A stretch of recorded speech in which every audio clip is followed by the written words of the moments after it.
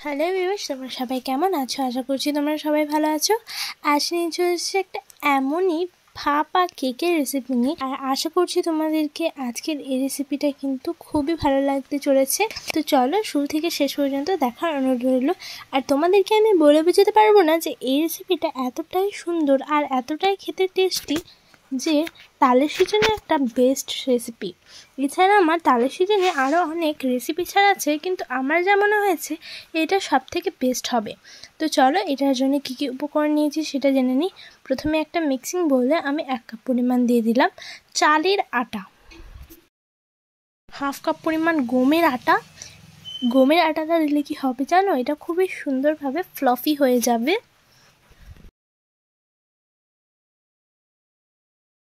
এরপর অল্প পরিমাণে লবণ,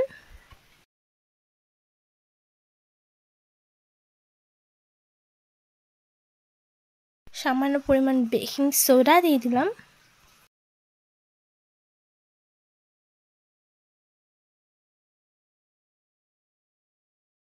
বেকিং পাউডার দিয়ে দিলাম। এরপর আমি এর মধ্যে গ্রাইন্ড করা চিনি অ্যাড করে দেবো। এই ক্ষেত্রে তোমাদের যদি তালের পাল্প মিষ্টি হয় তাহলে তোমরা চিনিটাকে কিন্তু অল্পই দিয়ে দেবে।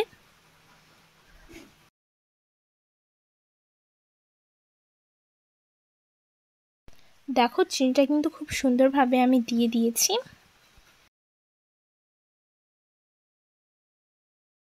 এরপর আমি একটা ডিম এর মধ্যে ভেঙে দিয়ে দিলাম।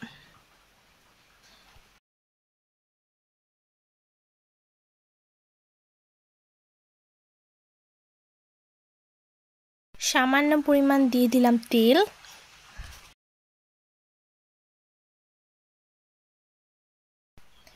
তেল দিয়ে দেওয়ার পর আমি এর মধ্যে দিয়ে দেবো পাউডার মিল্ক, যাতে এটা খেতেও যেন সুন্দর হয়। এরপরে দিয়ে দেবো আমি এর মধ্যে কোকোনাট। তোমরা চাইলে এখানে ড্রাই কোকোনাটও ব্যবহার করতে পারো, এটা তোমার সম্পূর্ণ ফ্লেভারের ওপর নির্ভর করে। এরপর এটাকে ভালোভাবে কিন্তু মিক্স করে নিতে হবে, একটা পেস্টে পরিণত করে নিতে হবে।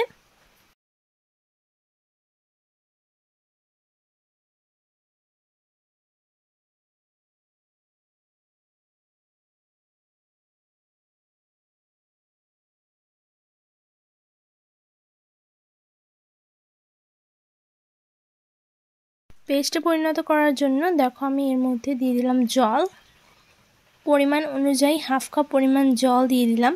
তারপরে কিন্তু ভালোভাবে এটাকে মিক্স করে নেব।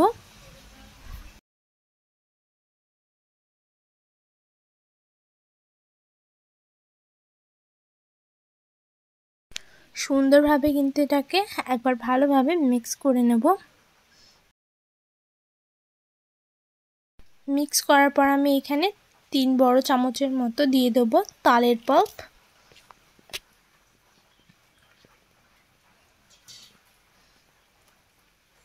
ব্যাস 3 চামচের মতো তালের পাল্প দিয়ে এটা কিন্তু ভালোভাবে মিক্স করে নেব।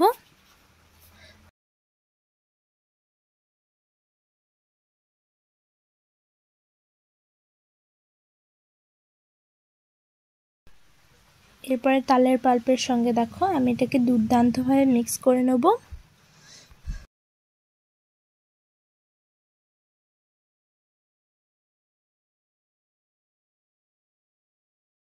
এটা খুব সুন্দরভাবে মিক্স হয়ে গেছে, আর ঠিক এরকম একটা ব্যাটার তৈরি করে নিতে হবে। তোমরা একেবারে দেখে নাও, এরকম একটা পারফেক্ট ব্যাটারি তৈরি করে নেবে।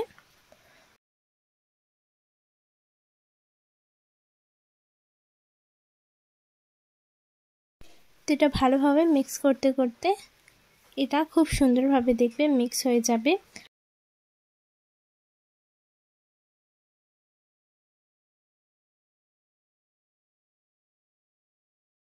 এরপরে দেখো এটা খুব সুন্দরভাবে মিক্স হয়ে গেছে, একেবারে পারফেক্ট। এরপরে আমি নিয়ে নিয়েছি এখানে একটা গ্লাস, ঠিক এরকম একটা গ্লাস নিয়ে নিতে হবে। এরপরে গ্লাসের মধ্যে কিন্তু তেলটাকে সুন্দরভাবে ব্রাশ করে দিতে হবে।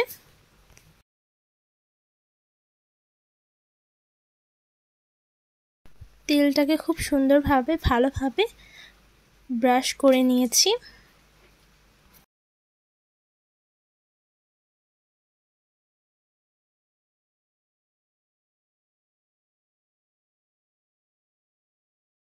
এরপর আমি এর মধ্যে ব্যাটারটাকে দিয়ে দিলাম।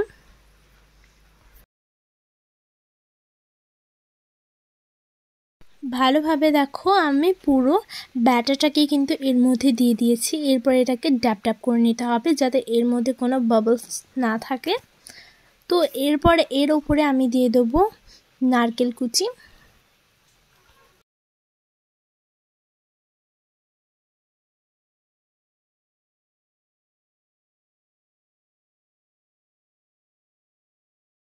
এটা দিলে দেখতে বেশ সুন্দর লাগে আর খেতে তো তার থেকেও বেশি টেস্টি হয়। এরপরে যেহেতু এটা ভাপের তাই আমি দেখো গ্যাস ওভেনে একটা কড়াই চাপিয়ে এর মধ্যে জল দিয়ে দিয়েছিলাম। এরপর আমি একটা প্লেট বসিয়ে দিয়েছি। এরপর গ্লাসটা এর মধ্যে বসিয়ে দিলাম। আর একটা কথা, এর মধ্যে কিন্তু আমি চেরিও দিয়ে দিয়েছিলাম। এরপর আমি এটাকে ঢাকা দিয়ে দেবো। এটাকে ঠিক 20 থেকে 15 মিনিট কিন্তু ভাপে রেখে দিলেই কিন্তু এটা রেডি হয়ে যাবে খুব সুন্দরভাবে। তো দেখো কত সুন্দরভাবে ফুলে দারুণভাবে রেডি হয়েছে। চেরিগুলো দেখতে কিন্তু বেশ সুন্দর লাগছে।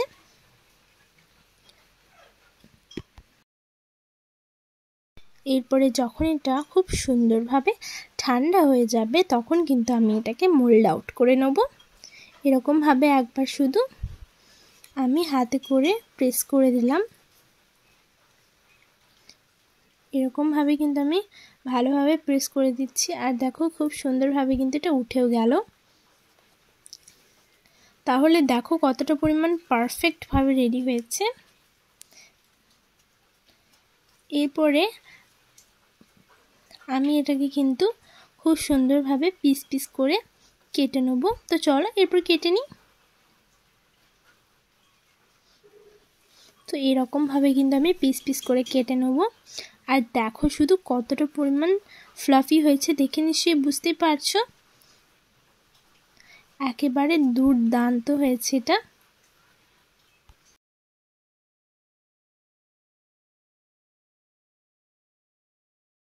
দেখো শুধু, তাই একবার হলেও তোমরা এটাকে ট্রাই করে দেখবে।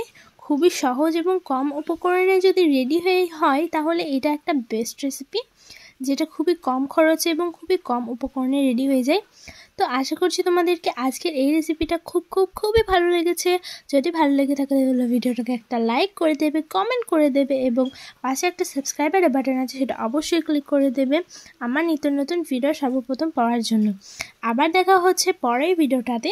তো এখনকার জন্য টাটা বাই বাই। সবাই ভালো থাকবে, সুস্থ থাকবে আর নিজের খেয়াল রাখবে।